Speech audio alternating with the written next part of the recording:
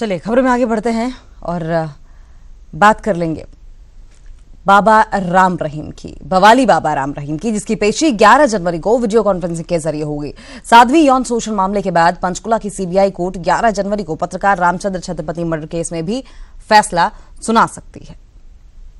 Order की जो position है वो हम ऑलरेडी फेस कर चुके हैं, ऐसा ना रिपीट हो इसलिए हमने ये सरकार की तरफ से लगाई थी, जो माननीय अदालत ने हमारी बात को मान लिया। तो बाबा को वीडियो कॉन्फ्रेंसिंग के थ्रू पेश होने की इजाजत दे दी।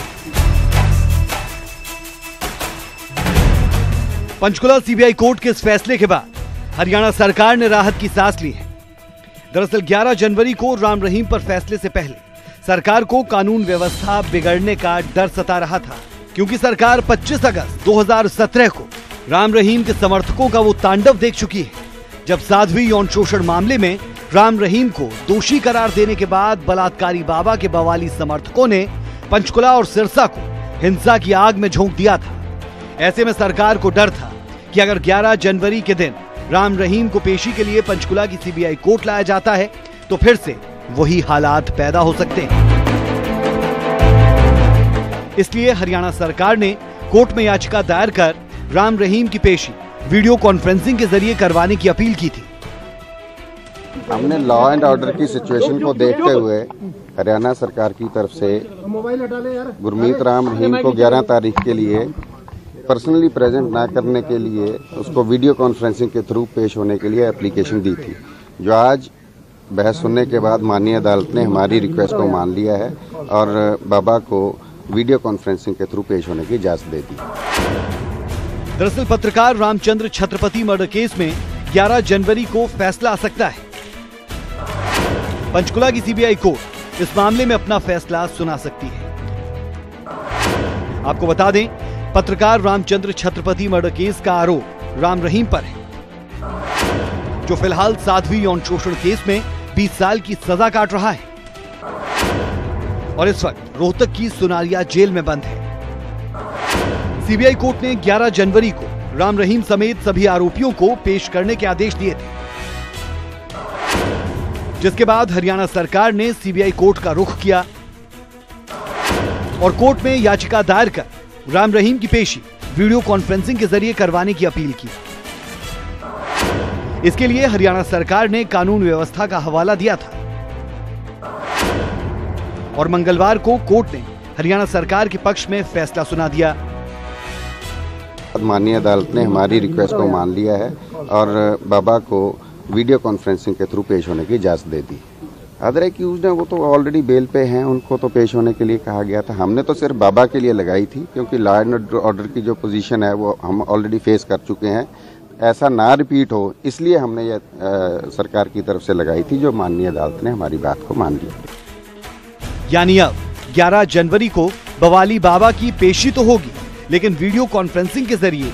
हालांकि छत्रपति मर्डर केस के बाकी आरोपियों को प्रत्यक्ष रूप से पेश करने के आदेश दिए गए हैं। कुल मिलाकर कोर्ट के फैसले के बाद भी भले पंचकुला से लेकर सिरसा तक अलर्ट जारी हो, प्रशासन ने चप्पे चप्पे पर सुरक्षा के बंदोबस्त किए हों, लेकिन कोर्ट का यह फैसला सरकार के लिए राहत जरूर लाया है। पंचकुला से तारा ठाकुर के साथ ब्यूरो रिपोर्ट, न्यूज़ 18 हरियाणा। और उधर 11 जनवरी के फैसले से पहले सिरसा में पुलिस प्रशासन ने कमर कस ली है। 25 अगस्त 2017 जैसे हालात ना हो, इसके लिए पुलिस ने सुरक्षा के पुख्ता बंदोबस्त किए। अकेले सिरसा में पुलिस की 12 कंपनियां बुलाई गईं, जिसमें 5 डीएसपी होंगे। चप्पे चप्पे पर निगरानी रखने के लिए सिरसा में 14 नाके लगाए जाएंगे, जहां शहर में आने वाली गाड़ियों की तलाशी के अलावा हर आने जाने वाले पर नजर रखी जाएगी। इसके अलावा डेरा सच्चा सौदा में आने जाने वाले वाहनों की भी गहनता से जांच की जाएगी। जिले में एहतियातन धारा 144 भी लागू की जाएगी। 11 तारीख को राम रहीम गुरमीत सिंह के केस के बारे में जो भी फैसला आना है, उसके बारे में सिरसा पुलिस ने अच्छे बंदोबस्त किए हैं, जिसमें कि 10 कंपनियां बाहर से और 2 कंपनियां फीमेल, टोटल 12 कंपनियां हमने बुलाई हैं, जिसमें डीएसपी 4 मेल और 1 फीमेल डीएसपी हैं। पूरा सिरसा की पुलिस नाकों पे और लोकल पुलिस अभी तैनात है। 24/7 3 पेट्रोलिंग पार्टीज लगी हुई है, जिसमें 14 नाके हमारे पूरा शहर को सीलिंग प्लान के मुताबिक नाकाबंदी की जाएगी ताकि कोई भी असामाजिक तत्व किसी भी स्थिति को अंजाम देने में कामयाब ना हो। धारा 144 लगी हुई है, किसी भी 4 आदमियों के इकट्ठा होने पे भी ये नोटिस जारी कर दिया गया। बिल्कुल नाकाबंदी इसीलिए की गई है कि सभी आने जाने सभी की गतिविधि अच्छी तरह से पूरी चेकिंग फ्रिस्किंग होके ही गाड़ियां आगे की तरफ जाएंगी।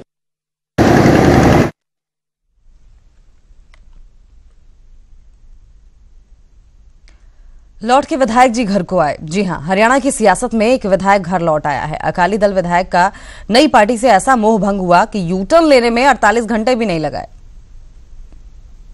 मैं श्रोमणी अकाली दल का विधायक हूं और आज भी श्रोमणी अकाली दल के साथ हूं।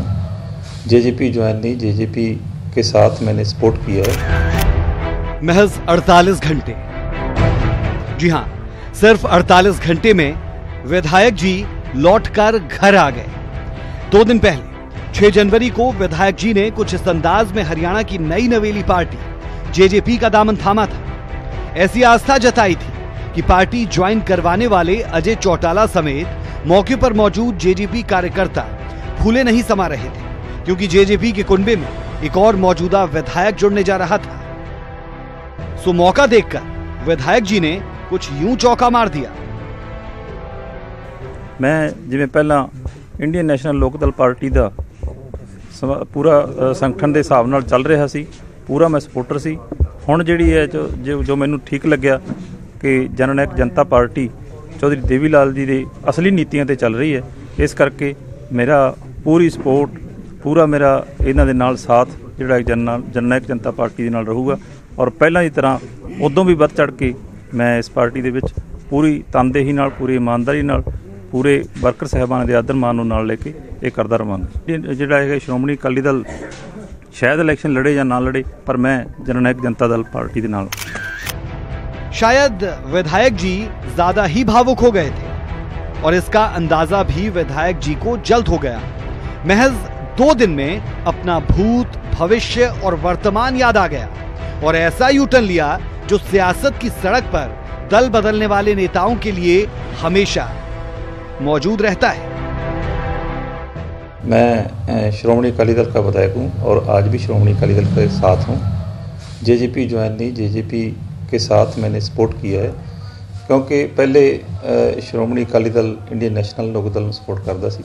हुण मैं जिहड़ा कि जेजेपी नूं मैनूं ठीक लग्या, क्योंकि सरदार प्रकाश सिंह बादल और चौधरी देवी लाल दी नीतियां एक ने, इस करके मैं जेजेपी नूं सपोर्ट किया और श्रोमणी अकाली दल दे नाल श्रोमणी अकाली दल दा विधायक हां। नहीं देखो, बादल साहब का तो इशारा नहीं है, पर मैनू जो ठीक लग्या मैं जेजेपी की सपोर्ट आपके हिसाब नाल कीती।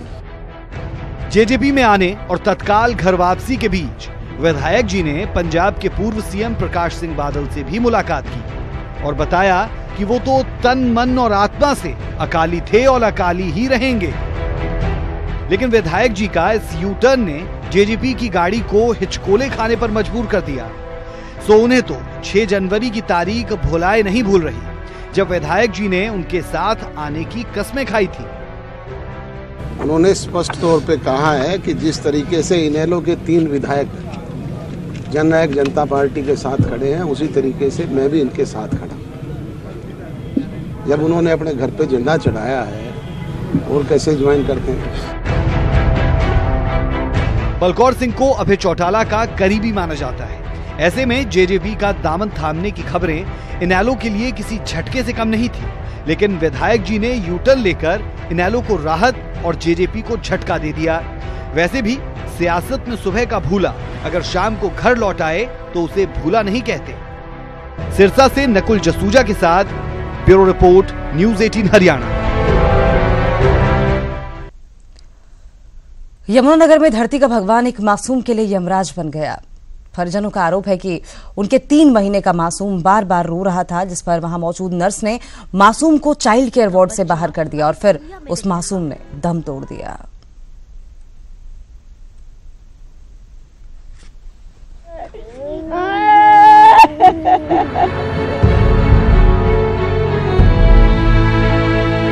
ये तड़प है उस माँ की जिसके 3 महीने का बच्चा अब इस दुनिया में नहीं रहा। ये तड़प है उस परिवार की जिसके आंगन में किलकारियां मारने वाला अब हमेशा के लिए खामोश हो गया।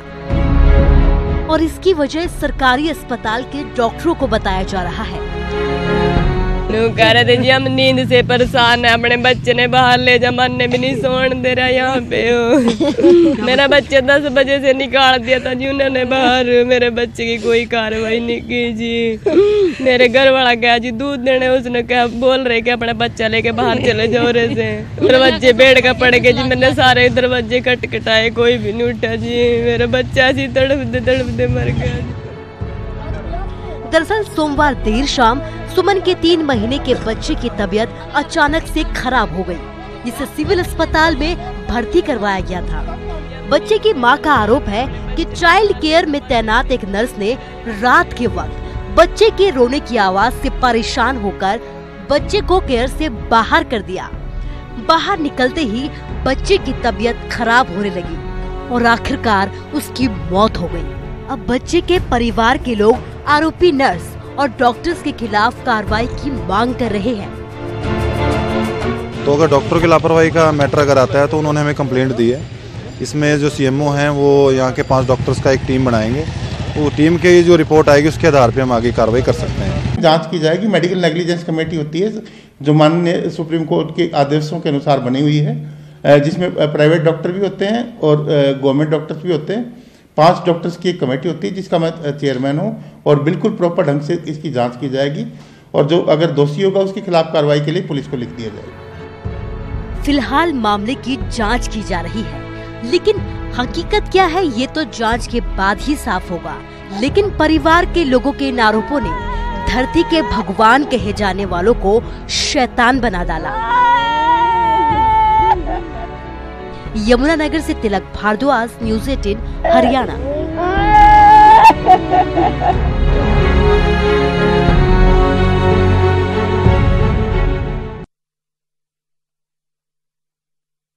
सीसीटीवी फुटेज सामने आया है। ये तस्वीर उस वक्त की है जब हमलावर प्रदीप देशवाल पर हमला करने जा रहे थे। तस्वीरों में आप देख सकते हैं कि कैसे हमलावरों के हाथों में लाठी डंडे लिए आगे बढ़ रहे हैं। एमडीयू कैंपस में बेखौफ घूमते ये हमलावर सुरक्षा व्यवस्था पर भी कई सवाल खड़े कर रहे हैं। आपको बता दें कि 4 जनवरी को इंसू प्रदेश अध्यक्ष प्रदीप देशवाल पर जानलेवा हमला हुआ था। हालांकि सिर्फ लाठी डंडों से ही यह हमला नहीं हुआ था। प्रदीप देशवाल की माने तो प्रदीप देशवाल पर गोलियां भी दागी गई थी और इस दौरान प्रदीप देशवाल की गाड़ी को बुरी तरह से तोड़ा गया। हालांकि अब तक इस मामले में कोई गिरफ्तारी नहीं हो पाई है। पैरोल पर बाहर आए अजय चौटाला ने एनएसयूआई कार्यकर्ताओं पर हमले का आरोप लगाया था और अब जब ये तस्वीरें सामने आई हैं तो उम्मीद है कि पुलिस आरोपियों तक पहुंच पाएगी।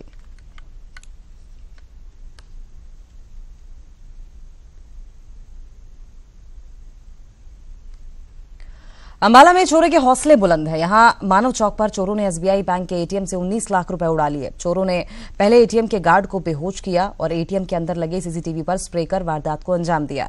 चोरों ने कटर से मशीन को काटकर कैश निकाला और वारदात को अंजाम देकर फरार हो गए। सुबह जब दूसरा गार्ड एटीएम में पहुंचा तो गार्ड बेसुध हालत में मिला। पुलिस फिलहाल आरोपियों की तलाश में जुट गई है। अभी वो डिटेल उन्होंने दी है, कुछ उन्होंने जो है टोटल अभी किया नहीं, उन्होंने लगभग से 18-19 लाख के करीब उन्होंने बताया। उसमें कुछ उन्होंने कैश था, उसमें से वो गया। कल टोटल निकाल के गया था कि उसमें 30 लाख कैश था। कुछ दिन में चला गया है, उसमें लगभग से बता रहे हैं कि रात को 17-18-19 के करीब जो पैसे थे। ये उसमें रात के समय उसमें गैस कटर का जो प्रयोग हुआ है, गैस कटर से उसको काट करके उसमें से वो पैसे निकाले गए हैं।